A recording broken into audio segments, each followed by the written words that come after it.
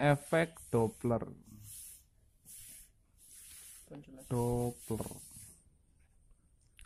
Jadi misalnya begini, kalau misalnya kita dalam kehidupan sehari-hari, kita melihat misalnya dalam suatu balap mobil. Misalnya dalam suatu balap mobil ini ada kamera.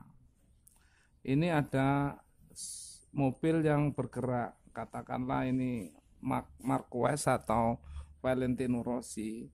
Misalnya bisa kita lihat bahwa mobil yang bergerak ini ketika mendekati kamera, katakanlah mobilnya bergerak ke kiri ya, maka kita melihat ketika mendekati kamera suaranya dengan ketika menjauh itu berbeda.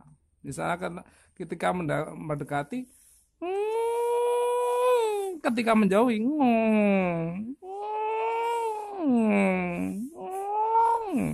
jadi perubahan seperti itulah yang diamati oleh Doppler. Kita bisa melihat juga di dalam kehidupan sehari-hari, katakanlah ini di jalan raya. Di jalan raya ini ada 3 trek. Trek 1, trek 2, trek 3. Trek 2 ini ada pengamat di sini. Naik mobil atau bisa juga naik sepeda. Trek 1 ini ada mobil yang bergerak ke kanan dengan kecepatan V 60 km per jam. Katakanlah jalannya tiap 5 menit sekali satu mobil lewat. Nah, sebaliknya pada trek 3 ada mobil yang bergerak ke kiri sama, kecepatannya 60 km per jam. 60 km per jam. Jalannya tiap 5 menit sekali. 5 menit sekali. Ketika pengamat ini diam, maka dia akan melihat kedua mobil ini yang ke kanan atau yang ke kiri berjalan dengan frekuensi yang sama setiap 5 menit.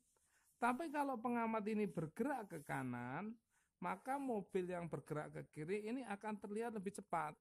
Bisa saja ketemu 2 menit sekali. Nah, mobil yang bergerak ke kanan akan ketemu lebih lambat. Bisa juga 7,5 atau 8 menit. Ya, gejala ini yang kita sebut dengan efek Doppler. Rumusan itu oleh Doppler dirumuskan bahwa Fp yang ini Fs. Jadi Fp adalah frekuensi yang diterima pendengar, Fp frekuensi pendengar, Fs frekuensi dari sumber. Hubungannya adalah Fp dibagi V plus minus Vp sama dengan Fs dibagi V plus minus Vs. Kalau hubungan ini ingin lebih gampang diingat, maka Fp sama dengan V plus minus Vp dibagi V plus minus Vs kali Fs.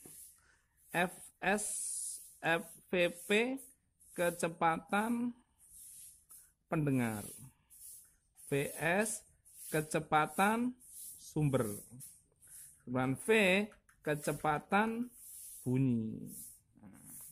Jadi gampang sekali.